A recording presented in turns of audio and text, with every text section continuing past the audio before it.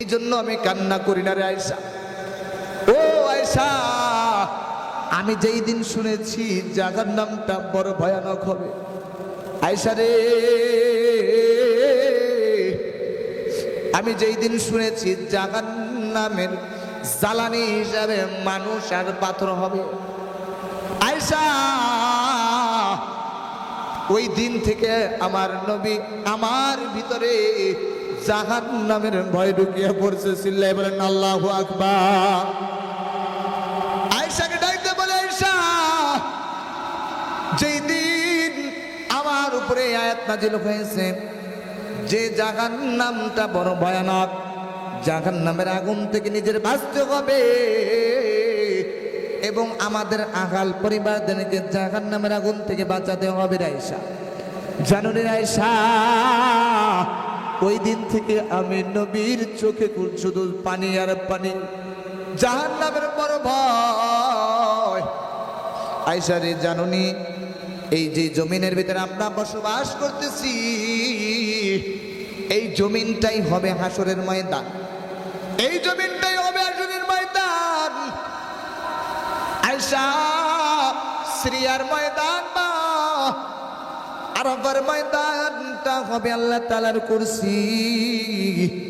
আল্লাহ পাক রব্বুল আলামিন ওই বিচারের কাজটা দাঁড় করাইবে প্রত্যেকটা বান্দাকে। আল্লাহ পাক রব্বুল আলামিন বিচারের কাজ করে দাঁড় করাবে। আয়েশা, তুমি জানো না ওই হাসরের ময়দানটা বড় ভয়ানক, যেই হাসরের ময়দানে আপন মা তার সন্তানকে ভুলিয়া যাইবে, আপন বাবা তার সন্তানকে ভুলিয়া যাইবে, আপন ছেলে সন্তান তার বাবাকে ভুলিয়া যাইবে। ও আয়েশা, জানো না বড় ভয়ানক একটা স্থান, ওই স্থানের ভিতরে আল্লাহ পাক রব্বুল আলামিনের দয়া ছাড়া কেউ জান্নাতে যাইতে পারবে না। চিল্লাইয়া বলেন আল্লাহু আকবার।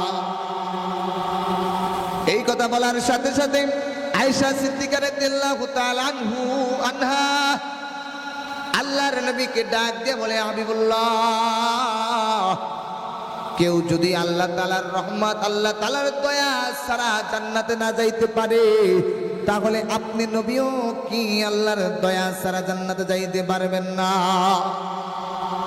আল্লাহর নবীকে ডাক, আল্লাহর নবী এবার আয়েশার প্রশ্নের জবাবে বলতেছে, আয়েশা, আমি নবীও আল্লাহ তাআলার দয়া ছাড়া জান্নাতে যাইতে পারবো না। আল্লাহু আকবার।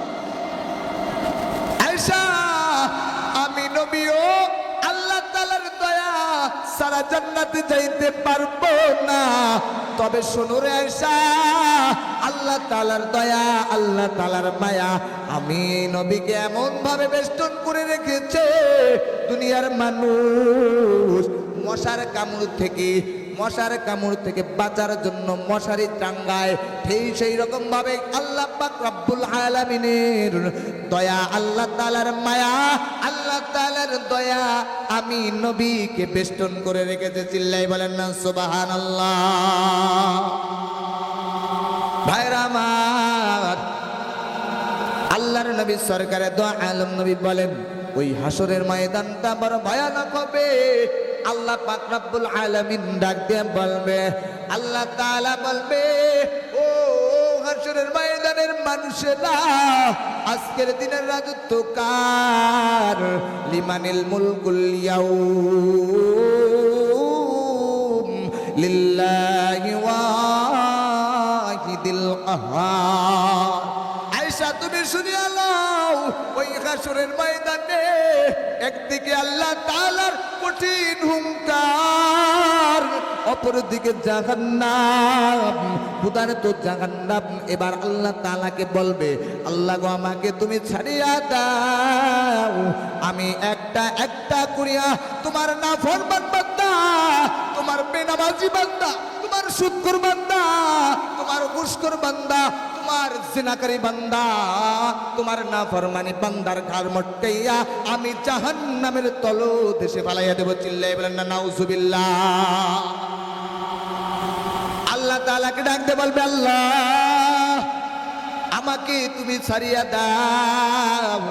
আল্লাহ তাআলা এবার ফেরেশতাদেরকে ডাক দেবে, ও ফেরেশতারা তোমরা কই, তাড়াতাড়ি জাহান্নামকে ফিরাও, জাহান্নামকে ফিরাও।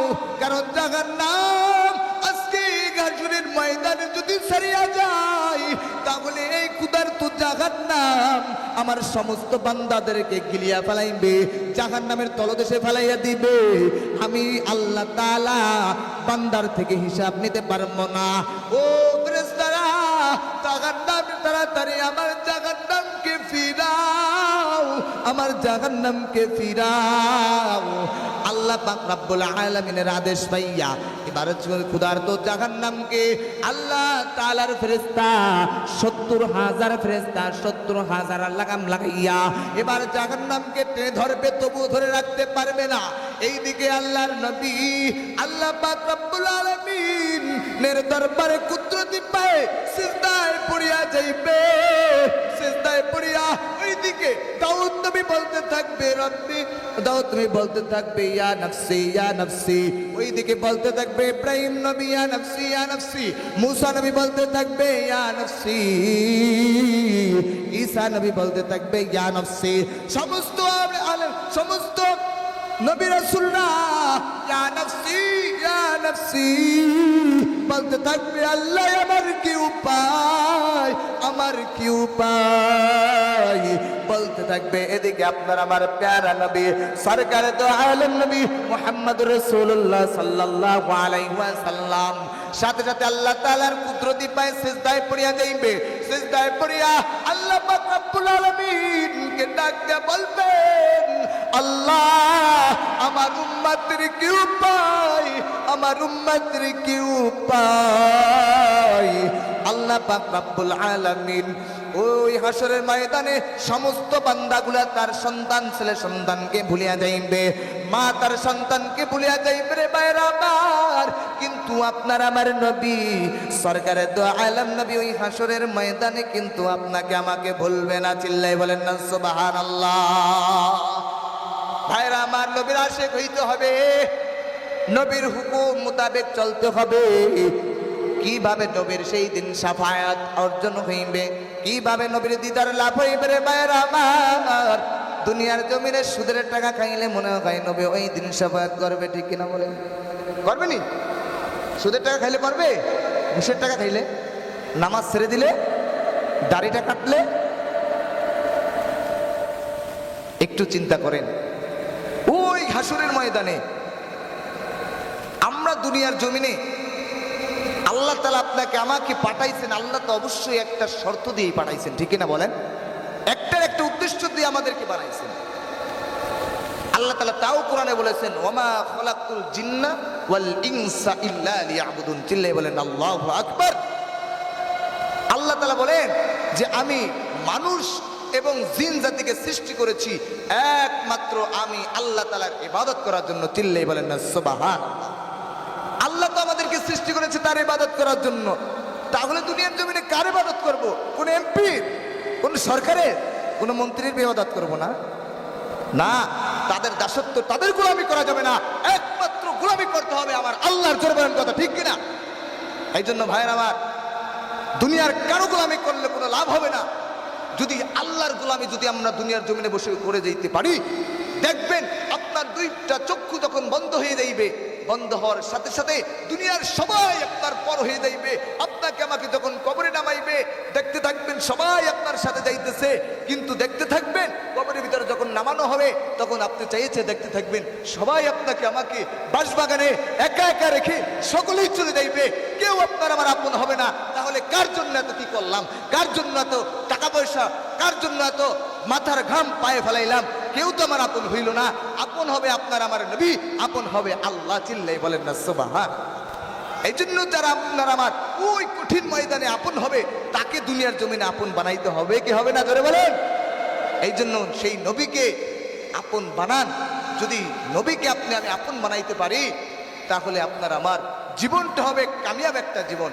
আর তোমার আমার আপন কি একটু শোনো না, যিনি আপন তিনি কাঁদেন সোনার মদিনা। হায় হায় সেই নবীজির পানে চলো হয়ে দেওয়ানা, তুমি সেই নবীজির পানে চলো হয়ে দেওয়ানা। ডাইনে বামে মাটি আমার মাটির বিছানা, ডাইনে বামে মাটি আমার মাটির বিছানা। চিল্লাবেন না মারহাবা। বাঁচাও আমার উম্মতের কি উপায়, ওই হাসরের ময়দানে নবী তার কথা ভুলিয়া যাইবে। নবী একমাত্র স্মরণ রাখবে তার উম্মতের কথা। আল্লাহ আমার গুনাহগার উম্মতের কি উপায়। আল্লাহ পাক রব্বুল আলামিন ডাক দেয়া বলবে, হাবিবুল্লাহ এই হাসরের ময়দানে আপনি আমি আল্লাহ তাআলাকে লজ্জিত করবেন না, আপনি মাথা উঠান, নবী আপনাকে আমি এক পেলা পানির পান আল্লাহ তাআলা দিবে। এবার ওই পানিটা নিয়ে এবার ফেরেশতাকে বলবে, ও ফেরেশতারা যাও যাও যাও জাহান্নামের দিকে যে এই পানিটা নিক্ষেপ করো। পানিটা নিক্ষেপ করার সাথে সাথে জাহান্নাম পিছনের দিকে দৌড়াইতে থাকবে। আল্লাহ পাক রব্বুল আলামিনকে ডাক দেন বলবে, আল্লাহ এটা কিসের পানি, এটা দুনিয়ার কোন জমজমের পানি কিনা? আল্লাহ বলবে, না ও ফেরেশতা, এটা দুনিয়ার কোন জমজমের পানি না। বলবে আল্লাহ তাহলে এটা কি আবে হায়াতের পানি? বলবে না না, এটা আবে হায়াতের পানি না। ভাইরা আমার, আল্লাহ পাক রব্বুল আলামিনকে ডাক দিয়ে বলবে, আল্লাহ তাহলে এটা নিশ্চয়ই হাউজে কাউসারের পানি। আল্লাহ তাআলা ডাক দিয়ে বলবে, না ও ফেরেশতারা, এটা কোনো হাউজে কাউসারের পানি না, এটা কোনো জমজমের পানি না, এটা দুনিয়ার কোনো দরিয়ার পানি না, এটা হলো আমার হাবিবুল্লাহর গুনাহগার উম্মতের চোখের পানি। চিল্লাই বলেন না সুবহানাল্লাহ। तकबीर में कलमा में नमाज़ूम यज़ा में, तकबीर में कलमा में नमाज़ूम यज़ा में, आए नाम इलाही चमेला नाम मोहम्मद, आए नाम इलाही चमेला नाम मोहम्मद। चिल्ले बोलें अल्लाहु अकबर। আল্লাহ তাআলা এবার যখন ফেরেশতারা জাহান্নামের দিকে পানি মারার সাথে সাথে যেই জাহান্নামকে ৭০,০০০ ফেরেশতা ৭০,০০০ লাগাম লাগাইয়া টেনে রাখতে পারলো না, পানি পাওয়ার সাথে সাথে ক্ষুধার্ত জাহান্নাম পিছনের দিকে দৌড়াইতে থাকবে। আল্লাহু আকবার। ভাইরা আমার, এরপরে আল্লাহ পাক রব্বুল আলামিন বলবেন, হাবিবুল্লাহ আপনাকে স্বাধীনতা দেওয়া হইল, আপনার উম্মতদেরকে নিয়া আপনি একজন একজন করে চলে যান জান্নাতের দিকে। এবার নবী করিম সাল্লাল্লাহু আলাইহি ওয়াসাল্লাম এবার হাউজে কাউসারের সামনে যাইবেন। হাউজে কাউসারের সামনে যাওয়ার পরে আল্লাহর নবী নিজের হাতে এক পেয়ালা পানি পান করাইবে উম্মতকে। হাদিস শরীফের ভিতরে ইরশাদ হয়, এই এক পেয়ালা পানি বান্দার এত উপকার আসবে, বান্দার আর কখনো পানির পিপাসা লাগবে না। চিল্লায় বলেন না সুবহানাল্লাহ। সেই হাউজে কাউসারের পানি পাইতে হইলে মুসলমান ইমানদার আল্লাহর গোলাম, সেই হাউজে কাউসারের পানি খাইতে হইলে নবীর হাতে পান করতে হইলে নবীর সাথে দুশমনি করা যাবে না, নবীর কলিজায় আঘাত করা যাবে না, দাড়ির বিরুদ্ধে ভিতরে বেলেট লাগাইয়া নবীর কলিজায় আঘাত দেওয়া যাইবে না, নবীর সুন্নাত লেবাস না রাখিয়া। এইরকম ভাবে ভাইয়েরা আমার, নবীর আদর্শে আদর্শবান যদি হইতে পারে, নবীর সুন্নাত তরিকায় যদি আপনার আমার মাথা থেকে পাও পর্যন্ত গোটা শরীরকে যদি নবীর আদর্শে যদি আদর্শবান করতে পারে, সেই হাসরের ময়দানে নবীর নিজ হাতে হাউজে কাউসারের পানি পান করব। সুবহানাল্লাহ। এই দুনিয়ায় কারে আপন মনে করবেন? কেউ আপনার আমার আপন না। কারে এত আপন মনে করতেছেন? এত আদরের মা, এত আদরের বাবা, কেউ আপনার আমার আপন হবে না। তুমি দুইটা চক্ষু তোমার বন্ধ হয়ে যাইবে, বন্ধ হওয়ার পরে তুমি দেখো কেউ তোমার আমার আপন হবে না। দেখো তুমি যখন তোমার রূহ নামক প্রাণ পাখিটা তোমার কলিজা থেকে তোমার রূহ থেকে তোমার শরীর থেকে যখন তোমার রূহ নামক প্রাণ পাখিটা চলে যাইবে, মুসলমান ইমানদার আল্লাহর গোলাম দেখো কেউ তোমার আমার আপন হবে না। তোমার নাম ছিল আব্দুল্লাহ, তোমার নাম ছিল আব্দুর রহমান। দুনিয়ার জমিনে কত আদর করেছে। যখন তোমার দেহের ভিতরে তোমার রূহটা ছিল, তোমাকে আমাকে কত আদর করে বাবা বলে ডাকছে। তোমার দেহের ভিতরে যখন রূহটা ছিল, তোমাকে কত আদর করে তোমাকে সন্তান বলিয়া ডাকছে। দেখো তোমার যখন তোমার রূহ থেকে, তোমার বডি থেকে যখন তোমার রূহটা বের হয়ে যাইবে, তোমার নামটা হবে লাশ, তোমার নামটা হবে লাশ।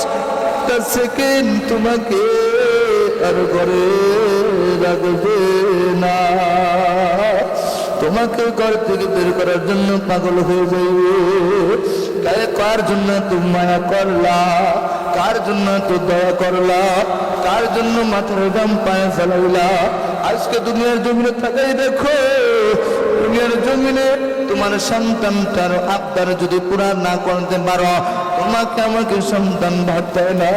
বিবাহ করার পরে তোমাকে আমাকে সন্তান লাগতে পারে, তোমাকে আমাকে পাশের করে শোয়াই, তুমি আমি নুন দিয়ে ভাত খাই, কিন্তু সন্তানটা বড় করে মাছ কিনে খাইতেছে। একটু খেয়াল করে না, যখন তুমি আমি ছোট ছিলাম সন্তান, তুমি একবার চিন্তা করো না তোমার মা তোমার বাবা কত আদর করছে তোমাকে।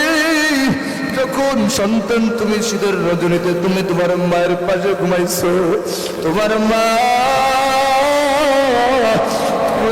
মা তোমাকে পাশে নিয়ে যখন ঘুমাইছে, ডানে প্রসাব করে দিয়েছো, মা এবার শুটাইয়া তোমাকে ভিজা জায়গায় না শুকাই তোমাকে শুকনা জায়গায় শুয়াইছে, মা বাম পাশে নিয়ে তোমাকে শুয়াইছে। যখন সন্তান তুমি বামে প্রসাব করে দিছো, মা ভিজা জায়গায় শুয়ে সারা রাত কাটাইয়া দিছে, তোমাকে শুকনো জায়গায় শুয়াইছে। সেই আদরের মা যেন কারণ সেই আদরের বাবা যেন কারণ। ও উত্তর গোয়াল দে বাবাজির আমার, একবারও কি মায়ের কথা স্মরণ হয় না? একবারও কি বাবার কথা স্মরণ হয় না? তোমার দিলটা একটু নরম করিয়া কাঁদো, মায়ের জন্য একটু কাঁদো, বাবার জন্য একটু কাঁদো। যেই মা তোমার ছোটবেলা যখন ছোট ছিলা, একটা কথা তুমি একবার দুইবার তিনবার চারবার পাঁচবার জিজ্ঞাসা করছো, তোমার মা তোমাকে বারবার বলছে বাবা ওটা অমক, ওটা অমক, ওটা অমক। কিন্তু আজকে যখন সন্তান তুমি যখন তোমার মা তোমাকে একটা কথা দুইবার জিজ্ঞাসা, তুমি তৃতীয়বার তুমি ঝাড়ি মারিয়া মার জমানটাকে বন্ধ করিয়া দাও, বাবার জমানটাকে তুমি বন্ধ করিয়া দাও। ও সন্তান তুমি বুঝবা না, তোমার মা যতদিন বেঁচে আছে তুমি বুঝবা না, তোমার বাবা যতদিন বেঁচে আছে ততদিন তুমি বুঝবা না। ওর ভাইয়ের আমার আমি বুঝি আমার বাবা নাই। সেই 17 সালে আমার বাবা মারা গেছে, আমার বাবা আমাকে বড় আদর করে লালন পালন করছে, কিন্তু মনে বড় কষ্ট। আজকে আলেম হয়েছি, আপনাদের সামনে একটা আলোচনা করি। আমার বাবা দেখতে পারলো না, আমার বাবা একটা কথা বলতো, বাবা রে আমার দুনিয়াতে কোনো টাকা পয়সার লোভ নাই, দুনিয়াতে আমার কোনো ধন সম্পদের লোভ নাই, আমার দুনিয়াতে একটাই আশা, আমি মারা যাওয়ার পরে যেন তুমি আমার জানাজার নামাজে দাঁড়াই আল্লাহু আকবার। ভাইরা আমার, আপনাদের হেদায়েত আপনাদের দোয়ার উদ্দেশ্যে আমি আমার বাবার জানাজার নামাজটা পড়াইছি।